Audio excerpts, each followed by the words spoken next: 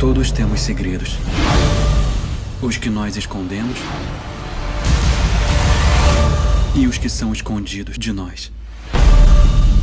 E aí, gente, beleza? No vídeo de hoje eu vou comentar com vocês sobre um filme que é muito importante para mim, que fez parte da minha adolescência e me acompanha até hoje. Pelo menos uma vez por ano eu reassisto ele, que é o espetacular Homem-Aranha, lançado em 2012 e dirigido pelo ótimo Mark Webb. E esse vídeo não é para tentar mudar a opinião de ninguém, que se você não gosta tá tudo bem, ele não é perfeito, eu concordo. Entretanto, eu quero comentar o porquê que eu acho bom e subestimado também, e apontar algumas pequenas coisas que infelizmente eu não curto tanto. Então já vai deixando o seu like e se inscrevendo para fortalecer o canal. E esse vídeo vai ser um pouco diferente, porque tem muita coisa que eu quero comentar sobre esse filme em relação às cenas deletadas e curiosidades. Então esse vai ser a primeira parte, ao todo vão ser 4 partes. Nessa primeira parte eu vou comentar sobre o que eu acho de Espetacular Homem-Aranha 1.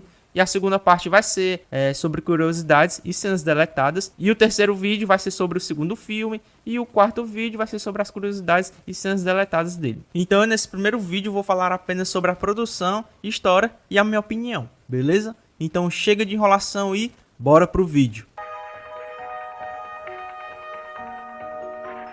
O produtor Avi Arad, que nós conhecemos muito bem, que foi o responsável por estragar Homem-Aranha 3, embora eu não ache um filme ruim. Durante uma entrevista, ele explicou que o Sam Raimi percebeu que ninguém se sentia bem sobre a história de Homem-Aranha 4 e a trilogia já havia completado a sua história de origem do Homem-Aranha, o que fez com que os produtores pensassem num novo filme que contasse a história do herói. Enquanto ainda trabalhavam em Homem-Aranha 4, eles começaram a pensar em uma história diferente. Matt Thomas explicou que eles tentaram criar uma história diferente, mas com as mesmas pessoas, explicando que eles queriam contar a história de Peter Parker como um garoto que se torna um homem. Mas trabalhar com as mesmas pessoas não funcionou. Sam Raimi e o elenco se retiraram porque Raimi acreditou que não poderia cumprir o prazo de lançamento sem comprometer a integridade criativa do filme. Simultaneamente ao cancelamento de Homem-Aranha 4, a Sony anunciou que a franquia seria reiniciada com um novo diretor e elenco, focando na descoberta dos poderes de Peter. Avi Arad, Laura Zinsky e Matt Thomas, que estiveram envolvidos com a franquia desde o início,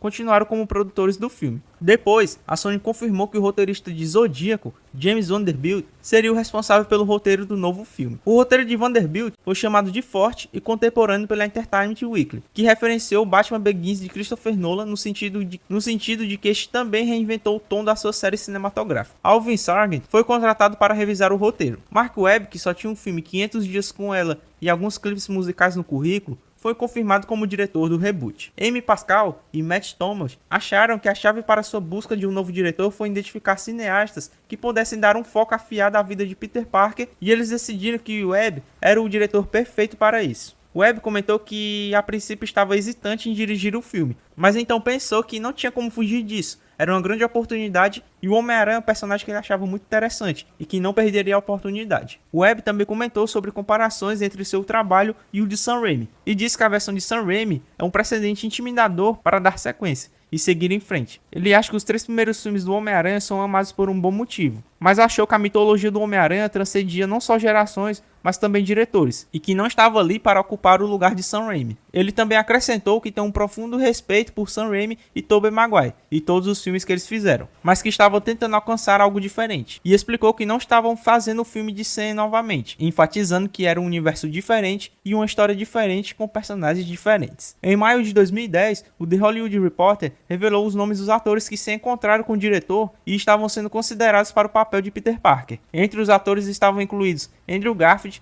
Grant Gustin, Jamie Bell e Josh Hudson.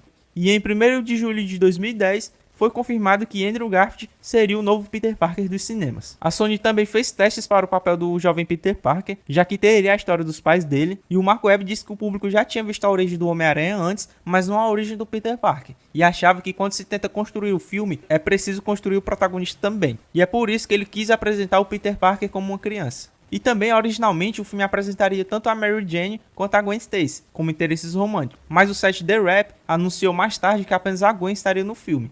E em agosto de 2010, a lista de atrizes cotadas para interpretar o par romântico incluía Teresa Palmer, Mary Elizabeth Winstead e Emma Roberts. E em setembro de 2010, a Variety confirmou que a lista incluía a Emma Stone. E em 5 de outubro de 2010, foi confirmado que a Emma seria a Gwen Stacy. Mark Webb comentou que a química entre a Emma e o Andrew Garfield foi o que fez a escolha natural para o papel. Em 11 de outubro de 2010, Rhys Ifans foi confirmado como vilão não identificado do filme. E em 13 de outubro foi noticiado que ele seria o Dr. Connors, o Lagarto. O produtor Avi Arad admitiu que o Lagarto é seu vilão favorito do Homem-Aranha e sempre quis que o Lagarto fosse um antagonista de um filme e que foi um sonho realizado quando ele foi o vilão escolhido. Em novembro de 2011 foi dito que Martin Sheen viveria o Tio Ben, enquanto Sally Field estava em negociações para interpretar Tia May. A empresa True Reality Técnica, com sede em Burbank, Califórnia, disponibilizou os equipamentos. O filme foi o primeiro a adotar o equipamento TS5, uma câmera portátil que filmava em 3D sem fios. A empresa ajudou a tornar possível a conversão de 2D para 3D. Mark Webb disse que queria uma nova experiência para esse novo filme, pois estavam filmando em 3D sem conversão de 2D para 3D, pois queria algo fascinante, de modo que você pudesse sentir como Peter Parker se sente quando ele está vestido de Homem-Aranha e está pulando sobre edifícios e ruas. Esse foi o primeiro filme com a técnica da empresa True Reality e Mark Webb não queria filmar em 2D para depois converter. Uma equipe inteira foi dedicada a fazer o lagarto mais realista. Eles começaram a pensar sobre a biologia do lagarto e como seus músculos iriam funcionar. Um grande homem conhecido como Big John usava uma roupa de captura de movimento durante as filmagens, realizando grande parte das interações entre os personagens no longa. A trilha sonora foi composta pelo magnífico James Horner, que infelizmente faleceu em 2015. Ele foi responsável por trilhas sonoras como a de Avatar, Titanic e Karate Kid de 2010. E a trilha sonora desse filme é linda. O filme foi lançado em 3 de julho de 2012 nos Estados Unidos e arrecadou mais de 730 milhões de dólares no mundo todo. Obteve uma média de 74% de aprovação no Rotten Tomatoes e no Metacritic uma aprovação de 66%, baseada em 42 resenhas. O filme começa mostrando o jovem Peter Parker brincando de esconde-esconde com seu pai, que, por incrível que pareça, mesmo tendo assistido esse filme já várias vezes, depois que eu assisti os comentários do Blu-ray, o diretor Mark Webb explicou que a cena já é um prenúncio do que vai ser a história, que é o Peter Parker procurando uma figura paterna durante o filme todo, como o Tio Ben e o Dr. Connors. E depois o Richard Parker vê que o seu escritório foi saqueado e sai de casa com sua esposa Mary e Peter, junto com alguns de seus documentos. Richard e Mary deixam Peter aos cuidados da sua tia May e tio Ben, e então partiram sem falar mais nada. Sob os cuidados do tio Ben e da tia May, Peter cresceu e se tornou um adolescente excluído, que estuda na escola Midtown. E o que eu gosto já aqui nesse começo do filme é a fidelidade. Eu sei que tem gente que não gosta, que acha que esse Peter Parker é um Peter Parker descolado só porque ele anda de skate, mas eu acho que isso é uma ideia muito estereotipada. Não necessariamente quem anda de skate quer dizer que a pessoa é descolada. O Peter tem muita cara de que ele tentou se encaixar em algum tipo de grupo, mas não conseguiu. E ele acha que andar de skate talvez chame a atenção de alguém. E também é um hobby pra ele, né? Um lazer. Ele tem prazer de andar de skate. Então eu não acho isso ruim de maneira nenhuma. E a gente tem o melhor Flash Thompson dos cinemas. Na minha opinião, mesmo que ele não apareça muito, já é 1000 vezes melhor do que o Flash Thompson dos filmes do Tom Holland. E um pouco melhor do que o Flash Thompson lá dos filmes do Tobey Maguire, que inclusive só aparece no primeiro também. E aqui ele faz o bullying com o Peter e tal. Depois vemos o primeiro vislumbre da Gwen Stacy, que é interpretado pela maravilhosa Emma Stone. O Peter fica tirando as fotos dela escondidas. Eu sempre achei isso estranho, mas enfim. E o Flash tá fazendo bullying com outro garoto. Se já não bastasse o Peter, ele vai lá e faz bullying com outro moleque. E ele pede pro Peter tirar uma foto e o Peter obviamente recusa. Quando eu for fazer um vídeo sobre curiosidades, tem uma curiosidade bem legal sobre essa cena. Inclusive eu acho que eu já devo ter postado pelo menos nos shorts. E obviamente por o Peter ter recusado tirar a foto, ele leva uma surra e passa vergonha na frente da escola toda. E a gente tem o primeiro momento que a Gwen conversa com ele.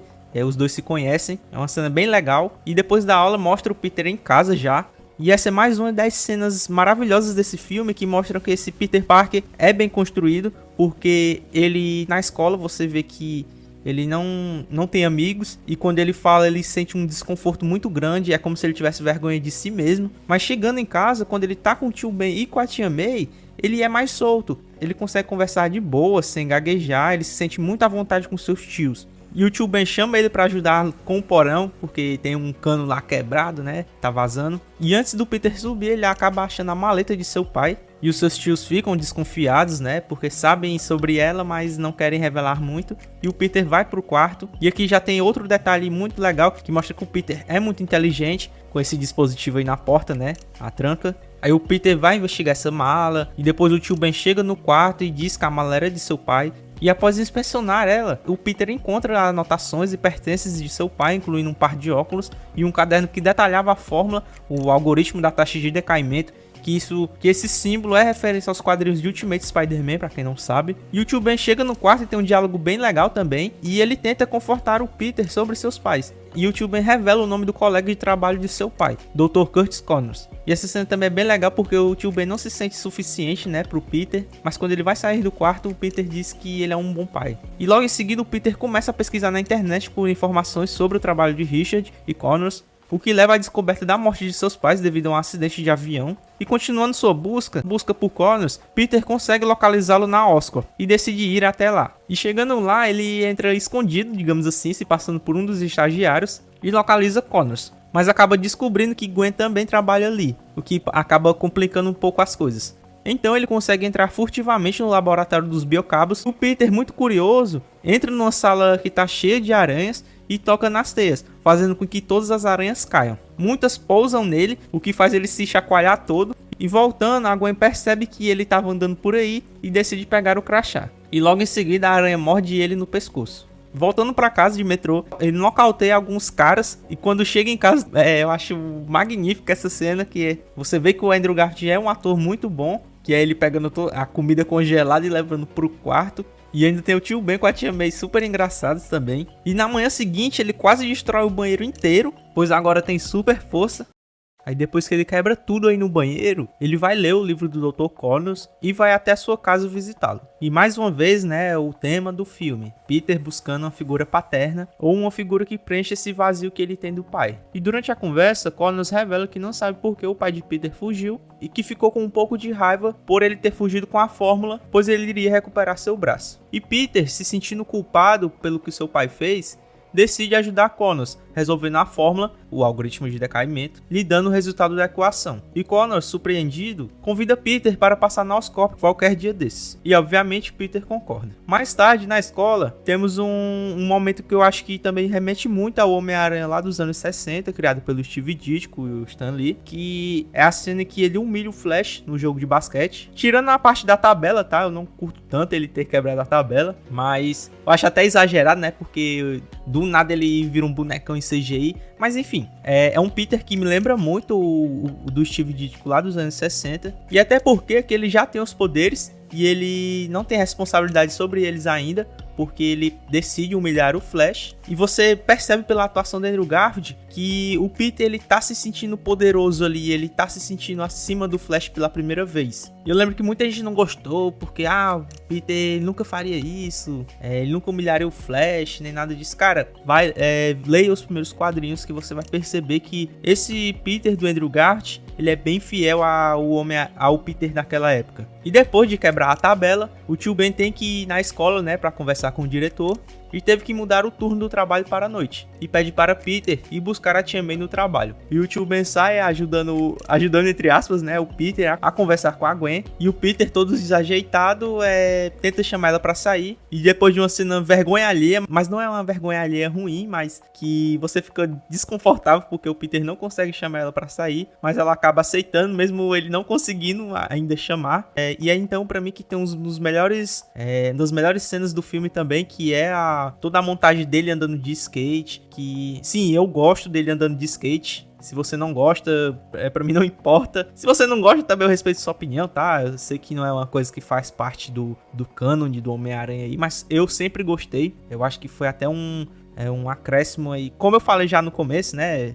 Acho que adicionou ainda mais ao personagem. E essa cena também tem uma ótima montagem, porque o Mark Webb já dirigia clipes musicais. Então por isso que essa cena é tão boa. E essa música do Coldplay, cara, é sensacional. E é um momento que o Peter tá testando seus poderes, né? Ele tá percebendo o que ele é capaz de fazer. E em seguida ele vai pra Oscorp ajudar o Dr. Connors a conseguir a fórmula do lagarto para poder regenerar seu braço. E depois de várias tentativas falhas, eles conseguem finalmente a fórmula do lagarto. E injetam um soro no rato Fred, que só tem 3 patas. E o Connors diz que o teste em humanos começará na outra semana. Só que antes disso, o tio Ben liga pro Peter e o Peter simplesmente ignora. E chegando em casa, o tio Ben já tá esperando por ele na varanda, e o Peter, sem entender nada, né, se fazendo de doido, acaba lembrando que era pra ir buscar a tia May no trabalho. E aí que começa a bronca do tio Ben. O Peter diz que esqueceu, e a tia May fica tentando dizer que não precisava, que ela podia vir sozinha. E o tio Ben, né, aquele jeito mais, vamos dizer, bruto, diz que é pra ela não ficar defendendo ele. E aí que ele fala a famosa frase: com grandes poderes vem grandes responsabilidades, de uma maneira diferente, de uma maneira que foi dita lá nos quadrinhos do Ultimate Spider-Man, no começo dos anos 2000, né? Que também, outra coisa que a galera não gostou na época. Mas, cara, sinceramente, eu acho que se a frase tivesse ficado igual, com grandes poderes vem grandes responsabilidades, a galera ia reclamar do mesmo jeito. Então eu acho que essa foi até melhor, vamos dizer assim, essa versão do Ultimate. Mas enfim, o Peter fica bravo e acaba quebrando a porta de casa e acaba saindo sem rumo. E o Peter vai até uma bodega aí da esquina pra comprar acho que é um iogurte, até hoje eu não sei o que é isso. E ficam faltando 2 centavos. Eu acho que esse é até um detalhe bem sutil, porque é uma coisa que a gente não vê nesses filmes do Andrew Garfield. É esse lance financeiro, né?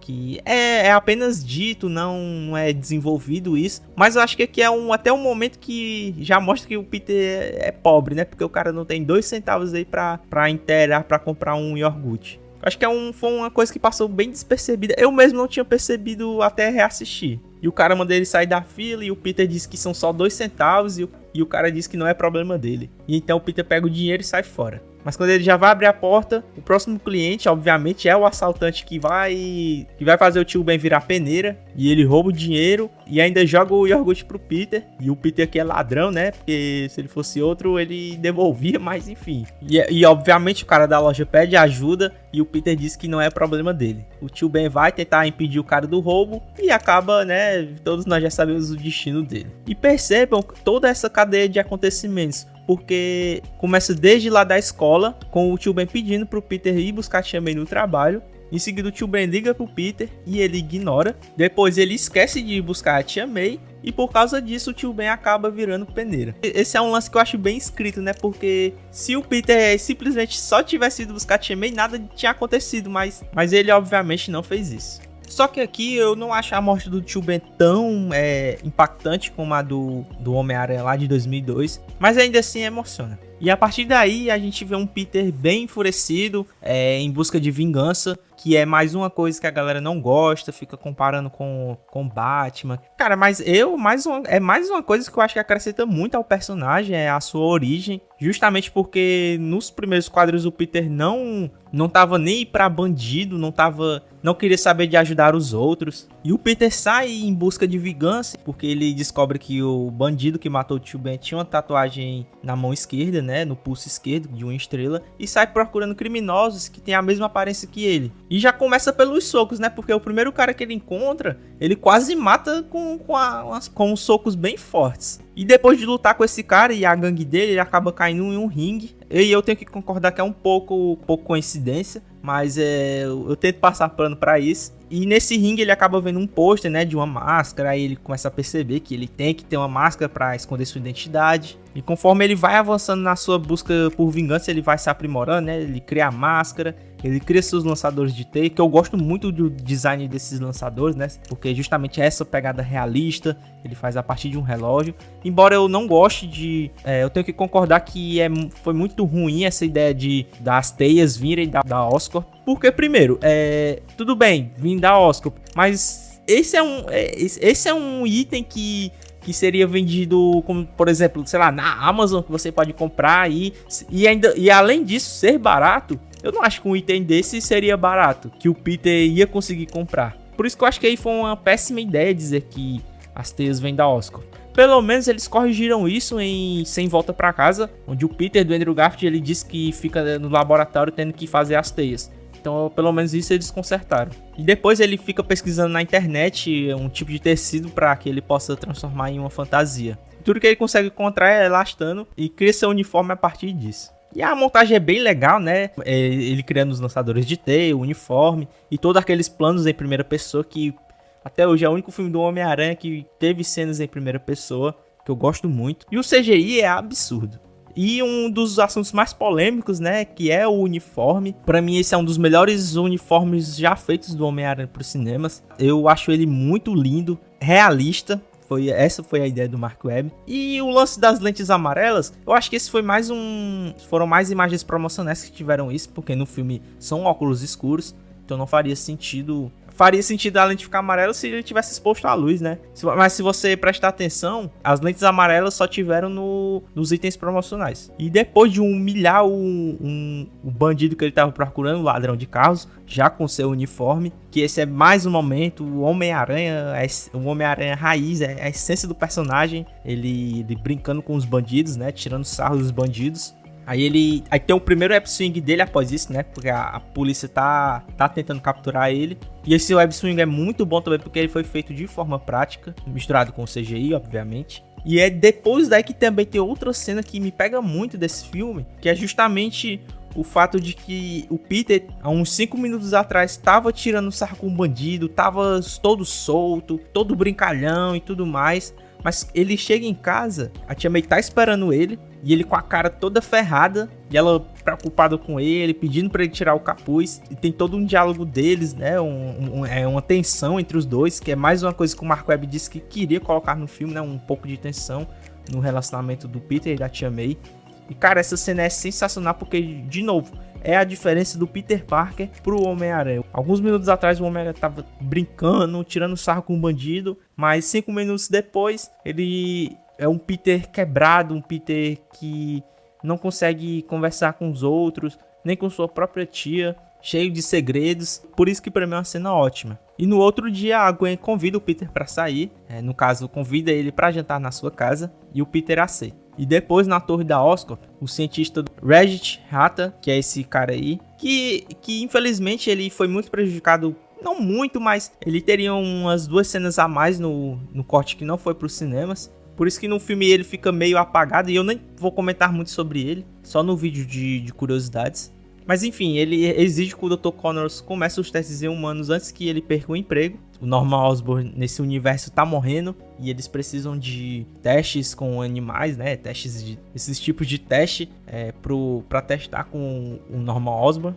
E o Connors disse que não vai fazer. E esse maluco aí disse que vai fazer mesmo assim, vai dar como se fosse uma vacina esse soro aí. Aí o Connors é demitido, coitado, e ele decide injetar o soro nele mesmo. E o Peter chega na casa da Gwen, né? Senta pro jantar com a família dela. E enquanto isso, o braço do Connors cresceu. Só que ele começa a passar mal, né? Começa os efeitos colaterais. E enquanto isso, o Peter tá tendo uma discussão com o Capitão Stacy, que é o pai da Gwen. Que ele tá fazendo de tudo pra capturar o Homem-Aranha. E o Peter não aceita, né? Fica tentando convencer ele de que o Homem-Aranha tá tentando ajudar. E é nesse diálogo que o Peter começa a perceber que as ações dele não estão ajudando muito, porque ele tá atrapalhando até a polícia que tava numa investigação com esse ladrão de carros. E o negócio fica tão sério lá que a Gwen pede pro Peter se retirar, né? E eles vão pro terraço.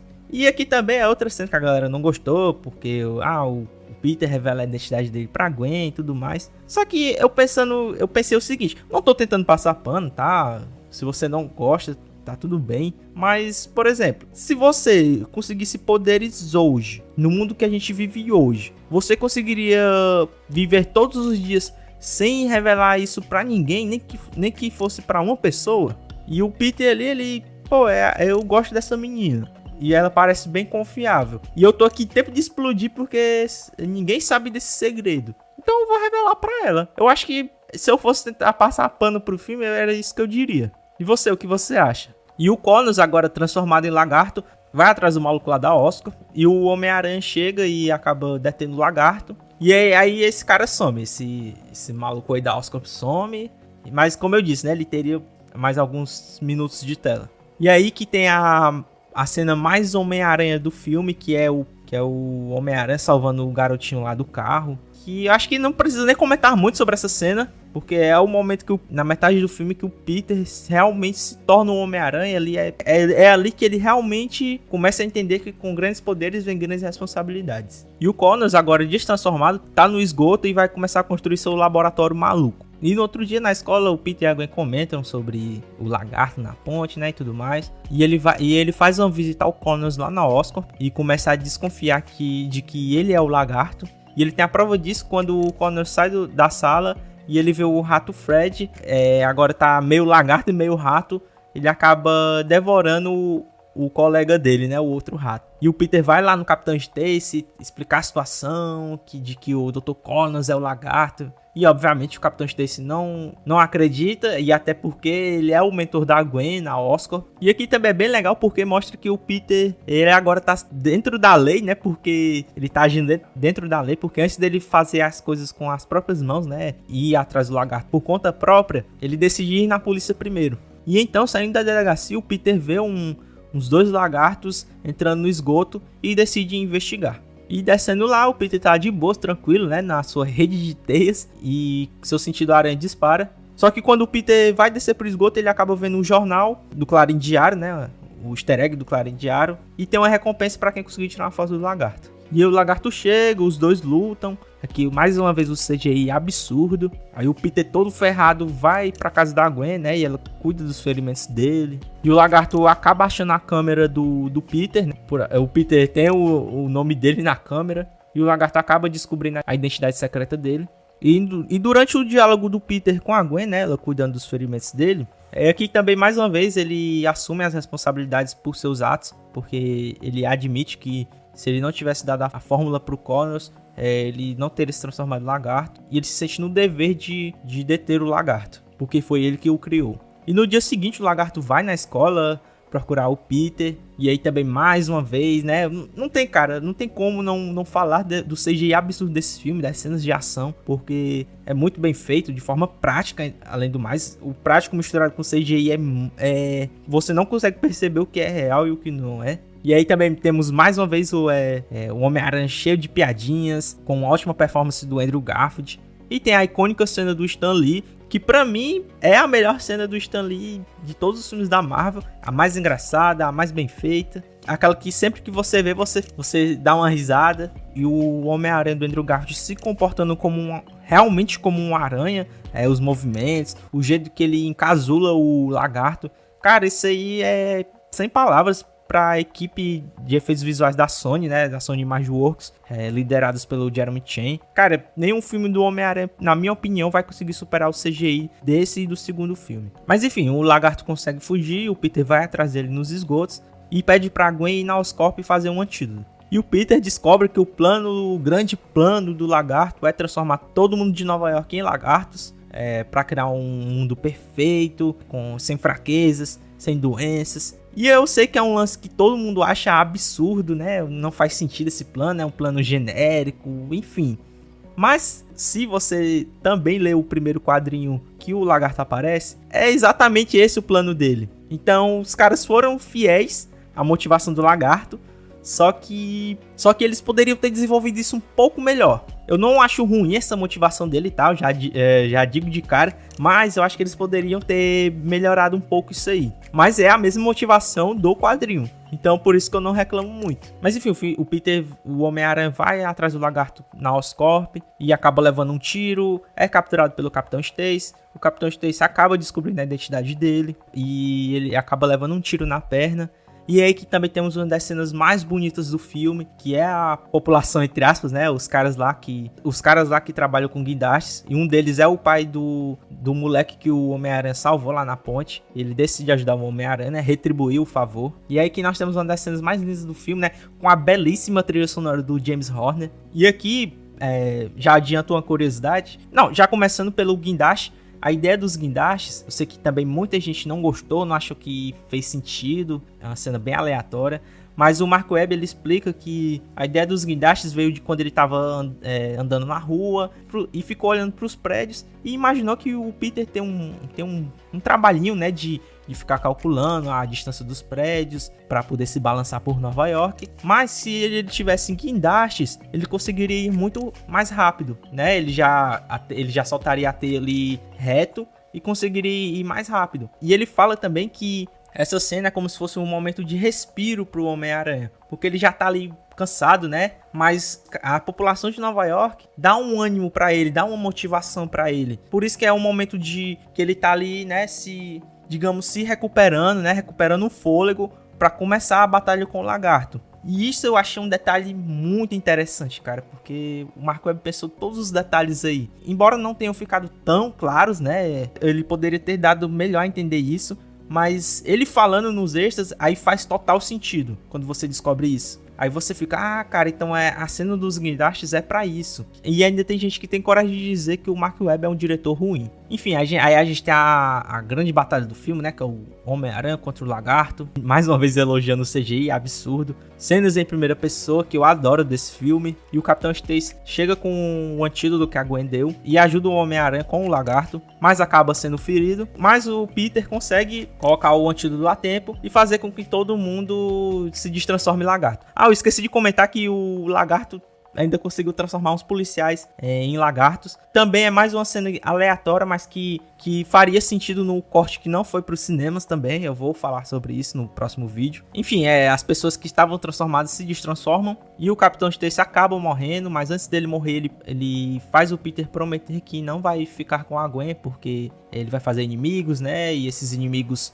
vão atacar as pessoas que ele mais ama, e ele acaba falecendo. E aqui tem outra cena que eu acho muito linda desse filme, que é o Peter chegando em casa, todo ferrado. É aquele momento que você diz assim, como é que a Tia May não percebeu que o Peter é o Homem-Aranha? O cara chega todo ferrado. E ele finalmente lembra dos ovos que ela tinha pedido lá no início do filme. Ele lembra dos ovos e dá um abraço nela, né? Que finalmente ele pode descansar. Por isso que eu acho essa cena é muito linda, cara. E é o que se chamaria de desenvolvimento de personagem. Aí o Capitão Stacy é enterrado, aí a Gwen vai na casa do Peter, querer saber por que ele não foi pro enterro. E o Peter diz que não pode mais ficar com ela. Uma cena bem parecida com o final de Homem-Aranha lá de 2002. E é aí que também temos o belíssimo discurso a mensagem que o Tio Ben deixou pro Peter, que o Peter não conseguiu escutar lá no início do filme. Mas ele finalmente, né, depois de tudo que ele passou, ele escuta. Cara, essa mensagem é belíssima. E o Peter chega na escola, né? A Gwen não tá falando com ele. Aí o Flash chega, né? O